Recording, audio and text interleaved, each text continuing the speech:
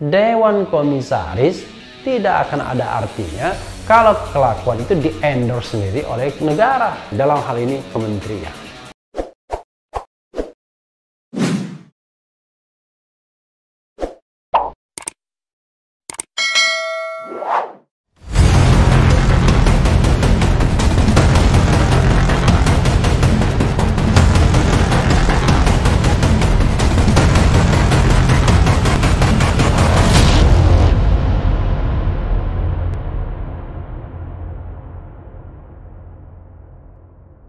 Assalamualaikum warahmatullahi wabarakatuh, Sobat RH sekalian.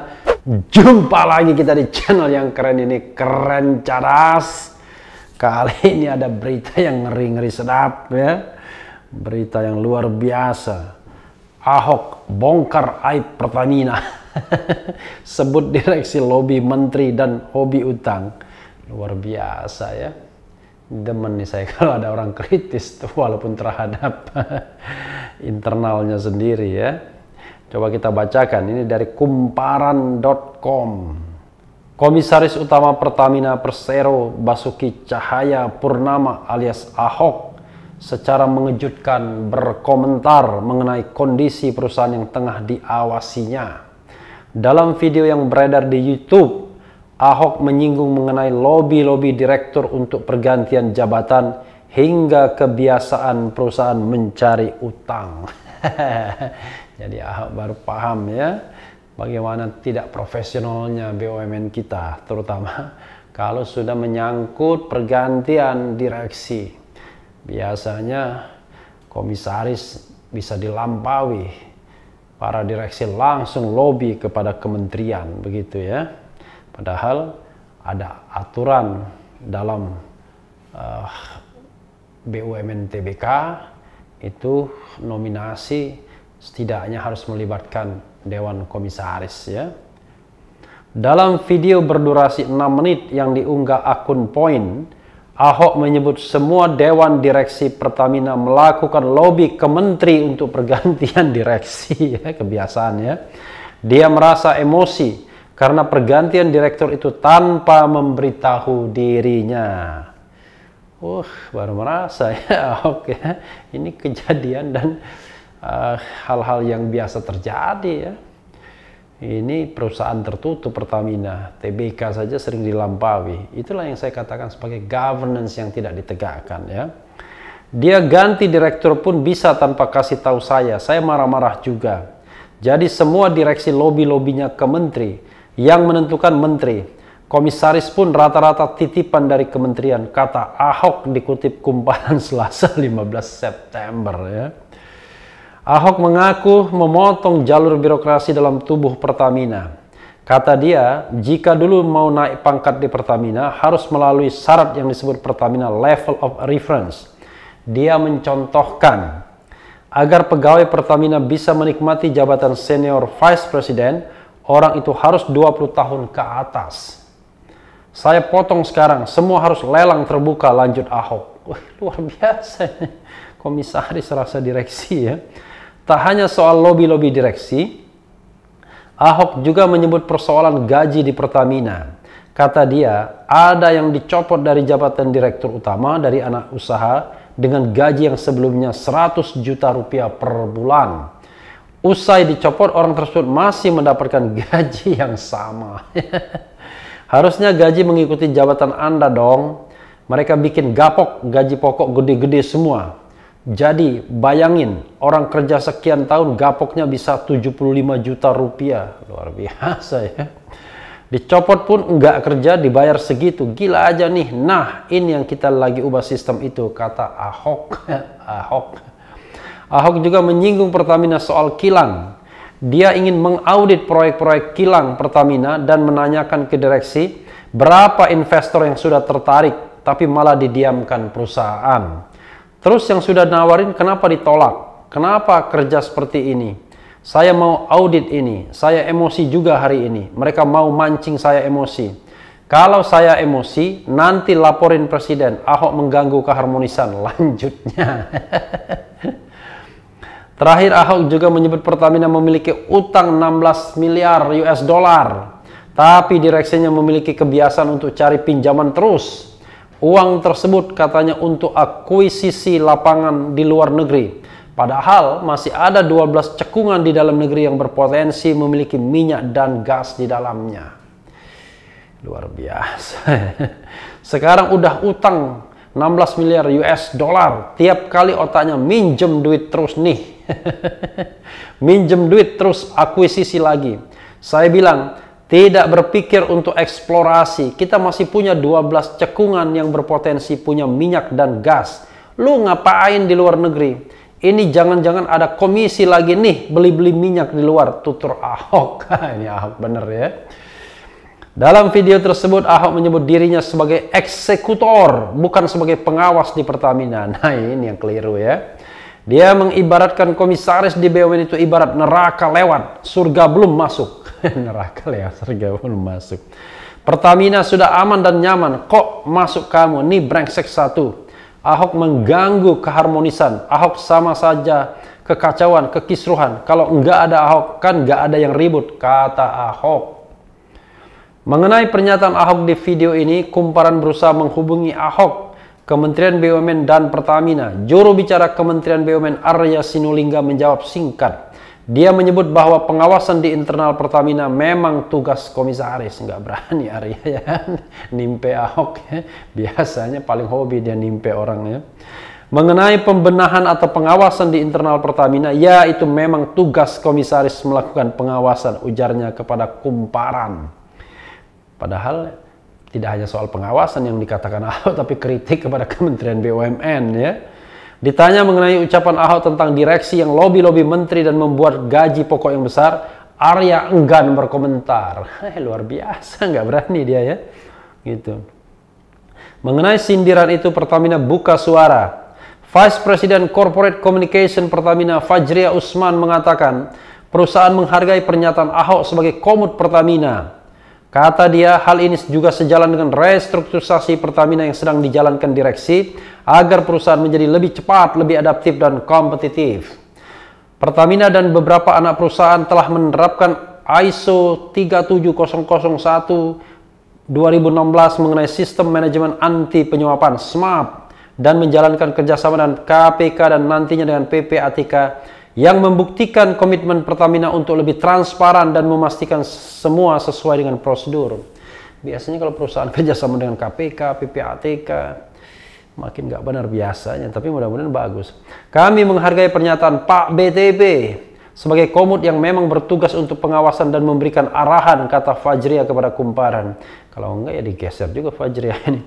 Terkait pernyataan soal Pertamina, Ahok meminta Kumparan melihat semua jawabannya yang tersedia di akun Point YouTube. Dengar aja sendiri, kata Ahok. Luar biasa ya. Populer juga itu akun Point-nya ya. Jadi sobat era sekalian ya, apa yang disampaikan Ahok itulah praktek-praktek yang sering terjadi di BUMN ya. Terutama misalnya yang terkait dengan pergantian direksi.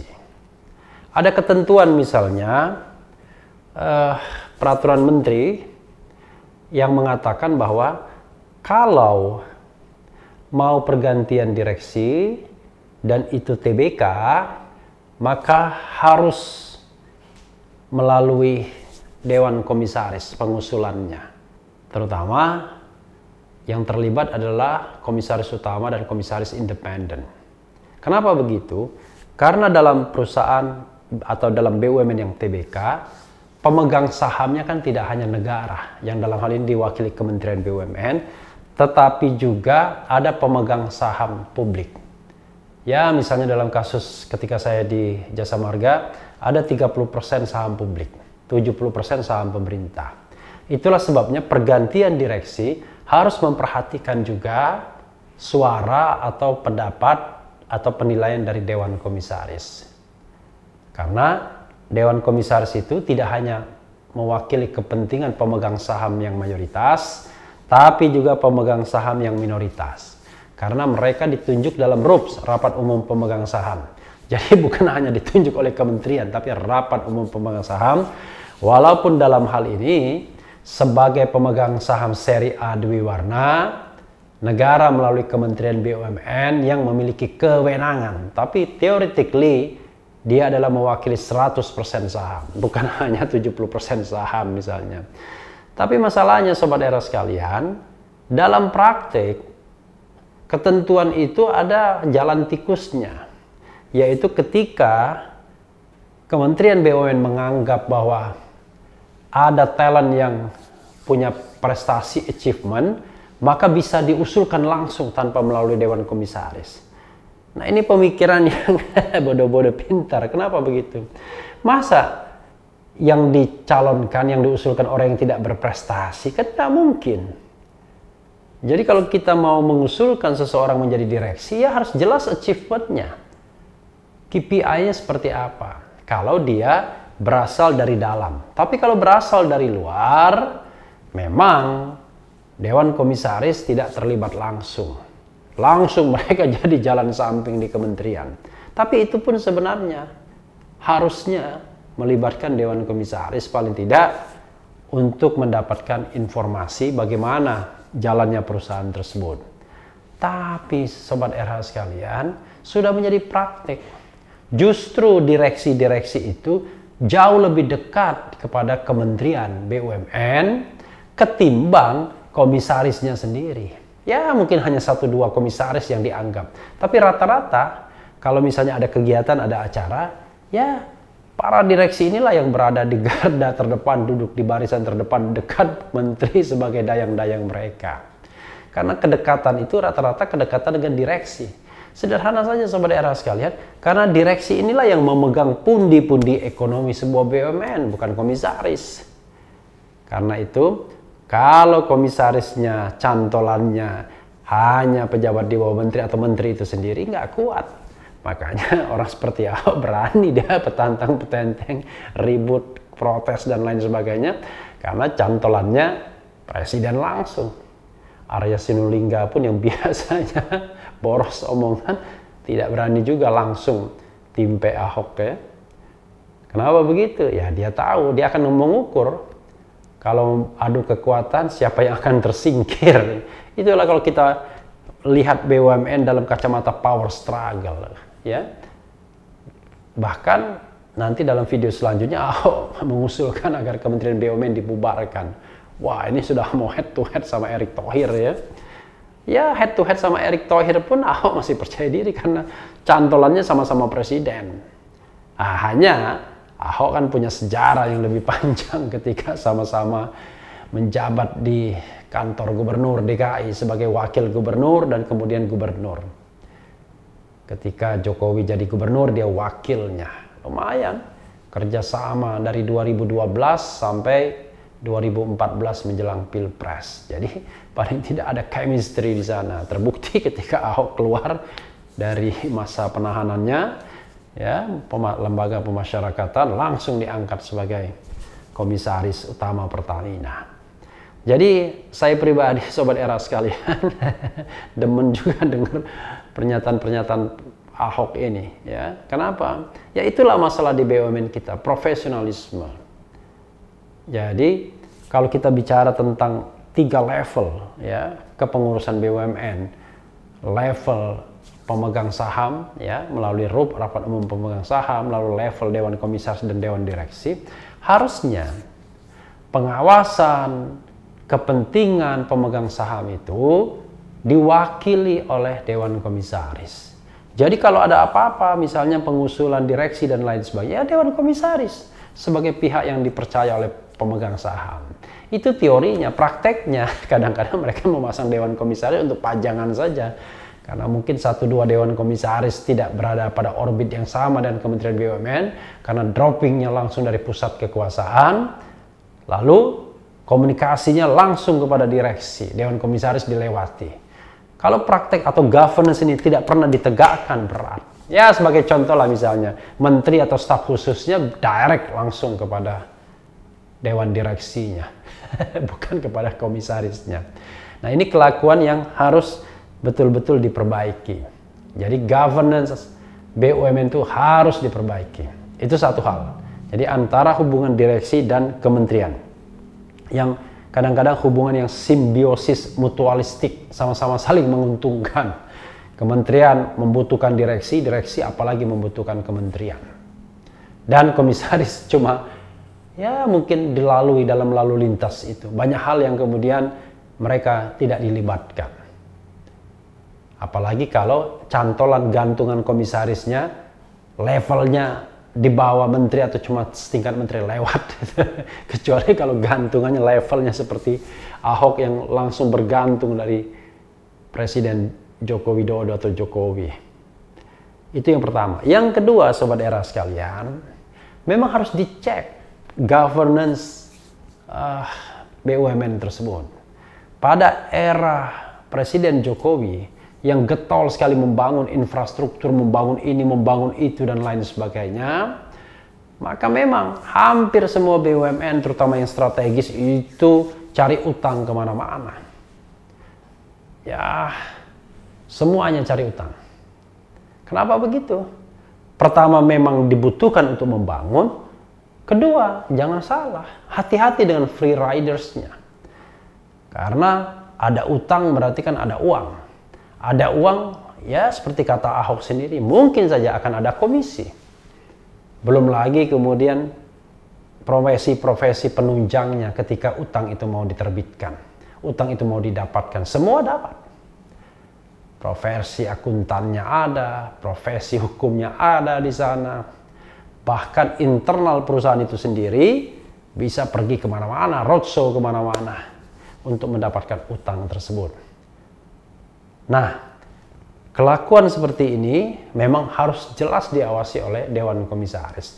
Tapi Sobat Era sekalian, sekali lagi, Dewan Komisaris tidak akan ada artinya kalau kelakuan itu di-endorse sendiri oleh negara. Dalam hal ini kementerian.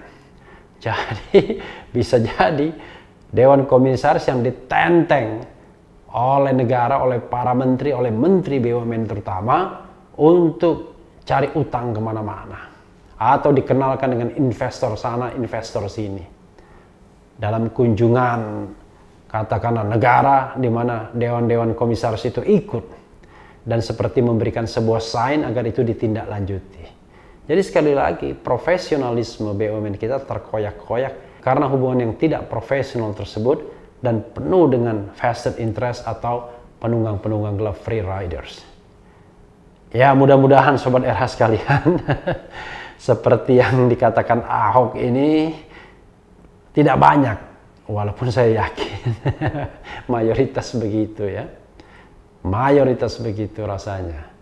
Mudah-mudahan ini menjadi trigger untuk perbaikan ke depan, dan kita tidak tahu siapa penguasa negeri ini, menteri BUMN negeri ini, yang akhirnya bisa memperbaiki governance BUMN, tidak menjadikan BUMN sebagai sapi perah, sebagai alat untuk mobilisasi vertikal, apalagi terkait dengan pemilu 2024. Karena kita tahu BUMN sudah sangat jauh terlibat dalam kontestasi politik, baik 2014, 2019, mungkin juga sebelumnya, 2004 dan 2009. Nah, Sobat Era sekalian, itu saja ya, dua hal mengenai kelakuan direksi yang ada kaitannya dengan tata kelola perusahaan internal di dalam, termasuk juga ketika mereka mengadakan atau mengerjakan kegiatan bisnis mereka dan lobby-lobby mereka kepada kementerian BUMN atau negara. Yang penting tetap di channel ini, karena di channel ini Anda akan dirayu, ditipu, dibaperin, dicecar, diuber pula di jalur khusus. Karena channel ini adalah channel yang mengancam, memeras, dan membenci. Jangan lupa subscribe, like, comment, and share. Cheers!